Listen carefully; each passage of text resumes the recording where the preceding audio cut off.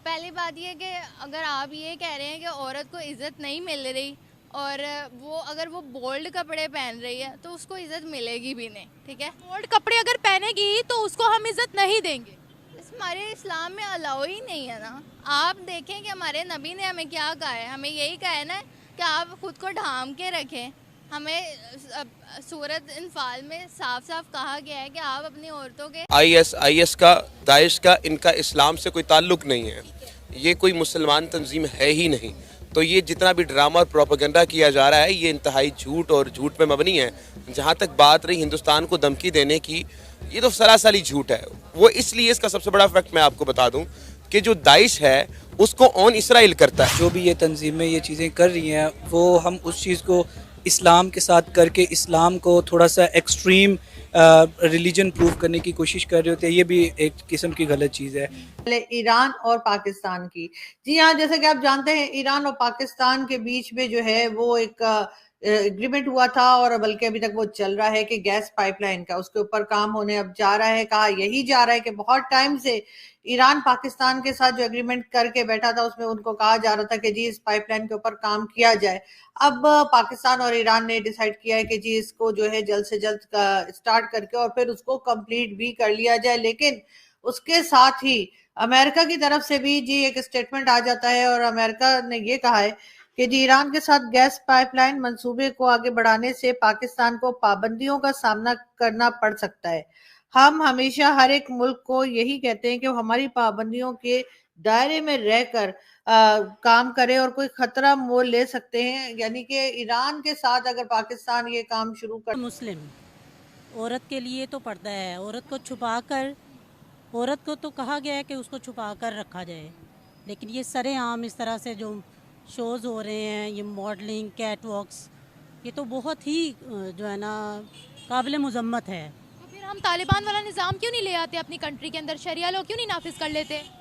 नहीं, ये तो चाहिए ना। ये हुलिया नहीं होगा। जब हमें कहा जाएगा तो फिर हम ट्रांसफॉर्मेशन तो लाएंगे ना। अच्छी ट्रांसफॉर्मेशन तो आनी चाहिए। शरिया लॉ आएगा तो हम सब बुरखे पहनेंगे तब।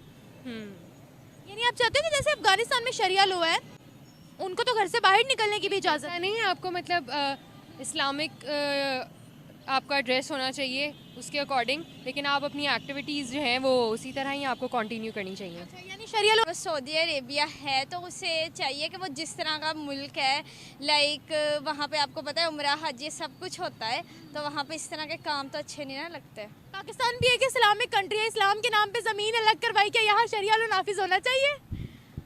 हाँ, ये बात आपकी ये भी ठीक है कि यहाँ पे भी नहीं होना चाहिए, बट आपको पता है पाकिस्तान बहुत आगे जा चुका, फास्ट हो गया पाकिस्तान तो। या कोई चर्च था या क्या था? इनका कोई ताल्लुक मुसलमानों के साथ नहीं है। फलस्तीन में जो मुसलमान इस वक्त काम कर रहे हैं, अबू उबैदा जैसे अजीम लोग जिन्होंने फ्रीडम फाइटर के तौर पर एक सामने आए और लड़े हैं, असल में वो इस्लाम के मुहाफिज हैं। असल में वो इस्लाम के लिए खिदमत कर रहे हैं। क्या उन्होंने कभी धमकी दी इंडिया को? बताएं आप, क्या तालिबान ने कभी धमकी दी?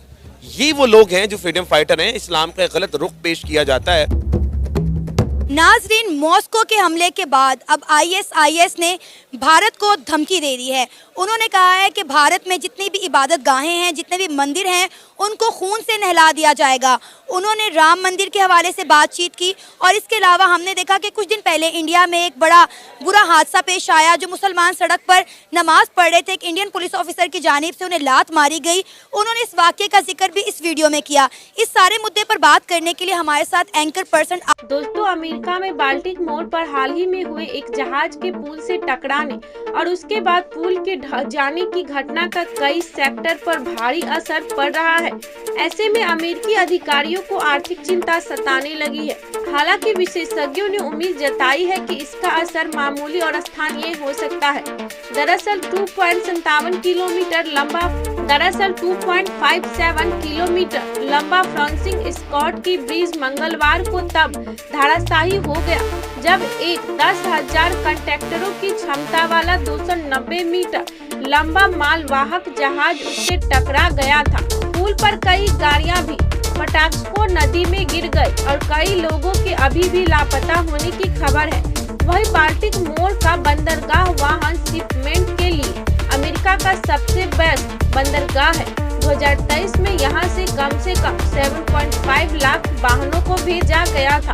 बंदरगाहों को अब अस्थायी रूप से बंद कर दिया गया है, क्योंकि यहां बचाव कार्यों और जांच को शुरू किया गया है। इसका असर कई क्षेत्रों पर पड़ रहा है। हम पुल के ढह जाने से स्थानीय अर्थव्यवस्था पर पड़ने वाले असर को लेकर परेशान हैं। करीब 8,000 नौकरियां सीधे बंदरगाह गतिविधियों से जुड़ी है। उन्होंने बाल्टिक मोर बंदरगाह को आयात और निर्यात के लिए महत्वपूर्ण बताने को कहा। यह अमेरिका का सबसे बड़ा वाहन शिपमेंट बंदरगाह है, इसलिए इसका बाहरी क्षेत्रों पर भी असर पड़ रहा है। इसे लेकर हम चिंतित हैं। उन्होंने आगे कहा, इससे कोई फर्क नहीं पड़ता कि चैनलों को कितनी जल्दी फिर से खोला जा सकता है। हम जानते हैं कि यह रातों रात नहीं हो सकता, इसलिए हमें इस बीच पड़ने वाले असर पर काम करना होगा। सॉफर ने बताया, बाल्टिक मोर के रास्तों को अतीत में उसकी लागत के कारण पसंद किया जाता था। अब शिपमेंट के पास अन्य बंदरगाहों से जाने का विकल्प है, जब तक यह बंदरगाह फिर से नहीं खोला जाता है। हालांकि यहां से जाने में अधिक समय लगेगा, इसीलिए उम्मीद है कि हालांकि जल्दी खराब हो जाएगा और धीरे धीरे बेहतर होगा। तो मिलते हैं नेक्स्ट वीडियो में, तब तक के लिए धन्यवाद। की तबीयत जो है वो,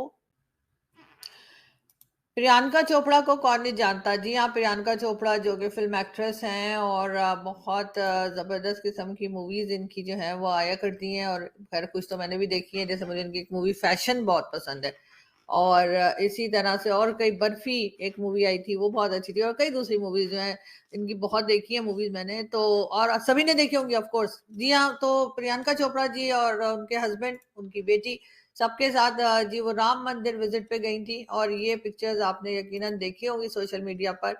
और जी हाँ, राम मंदिर का विजिट किया है प्रियंका चोपड़ा ने, और ये पिक्चर्स जो है बहुत ज़्यादा पाकिस्तान में भी देखी जा रही हैं। लोग काफ़ी इंटरेस्ट ले रहे हैं कि प्रियंका चोपड़ा जो कि काफ़ी फेमस एक्ट्रेस हैं, और लोग पाकिस्तान में भी उन्हें बहुत ज़्यादा पसंद करते हैं। जी हाँ, उनका जो विजिट है राम मंदिर का, उसको लेकर लोग काफ़ी लोग यहाँ पे बातचीत कर रहे थे और कह रहे थे, लेकिन साथ साथ कंगना की बात भी हो रही है, जिनको के शायद कांग्रेस की कोई लीडर है, उन्होंने कुछ गलत सलत बोल दिया, और उसके बाद बड़ा स्ट्रांगली कंगना ने जो रिस्पांस किया उनको, उसके ऊपर भी यकीनन कंगना को दाद तो बनती है कि डरी नहीं, घबराई नहीं, और अपने डिफेंस के लिए जो है ये अपने आप को उन्होंने जिस तरह से अपने आप को पेश किया, जैसे उन्होंने जवाब दिया उस बात का, वो बहुत इंपॉर्टेंट है। बताना चाहूंगा, एक तो मालदीव के भाईजान जो दाढ़ी वाले हैं वो भी थोड़े नरम हो गए हैं उन्होंने, क्योंकि आज उन्होंने भारत का कर्जा है काफी, और उन्होंने रीस्केड्यूल कराना था, तो वो थोड़े भारत के भी गीत पहनावा तो वो मुसलमान ही लग रही। इस्लाम में तो झूठ भी हराम है, इस्लाम में तो और भी बहुत सी चीजें हराम है, इस्लाम में तो चोरी चकारी भी हराम है, इस्लाम में तो किसी की दिल आजारी करना भी हराम है।